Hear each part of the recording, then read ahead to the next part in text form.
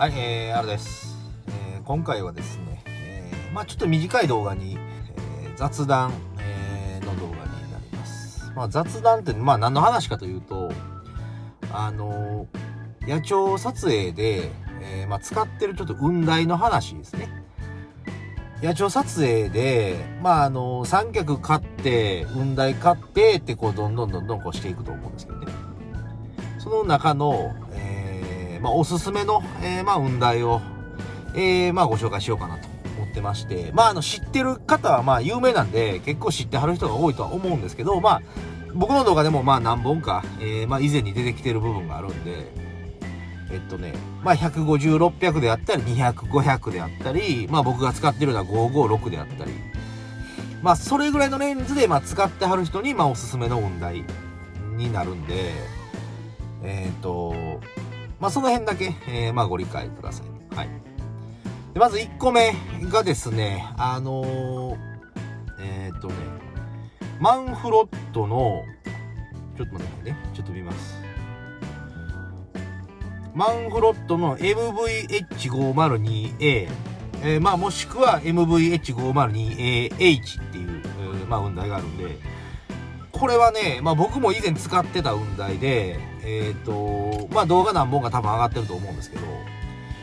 値段も安くて、機能性も良くて、もちろんカウンターバランスなんかもついてるんで、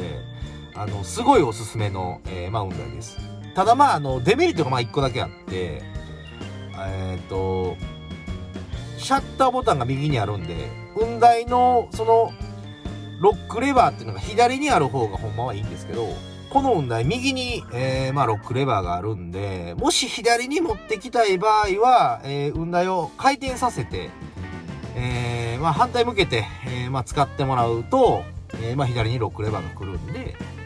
そういう使い方も、あるんで、強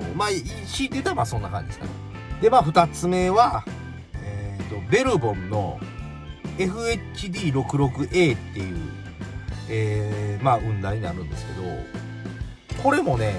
おすすめの、雲台で、マンフロットの雲台よりもちょっとだけ値段は高いんですけど、最近見てるとね、どんどん値段下がってきてるみたいなんで、あんまりマンフロットと価格の差も数千円ぐらいに多分なってきてるんで、以前はもっと差あったんですけど、最近見てるとそんなに差がなくなってきてるんかなと思って、余計にちょっとおすすめですね。はい。で、これは左にもちろんロックレバーがあるのと、あと、縦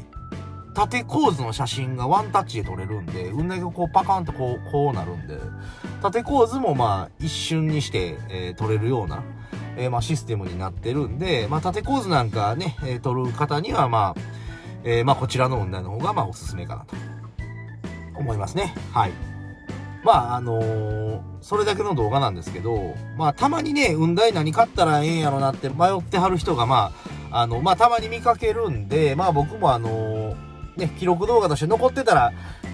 次雲台買われる方で、悩んでる方がもし今後出られるんであれば、どっかのね、タイミングで、動画引っかかって、誰かのためになったなと思って、今回動画にしました。はい。で、他にもね、この雲台いいよ、雲台いいよっていうのは、人それぞれあると思うんで、もしそういう雲台があれば、野鳥撮影においての雲台なんですけど、そういう雲台があるんであれば、コメント欄の方に、書いていただけると、これから見に来はる方も、何年も動画残っていくんでね、そういう方に対しても、コメント欄残ってると、いいかなと思うんで、もしあれば、コメントの方によろしくお願いします。はい。ということで、ち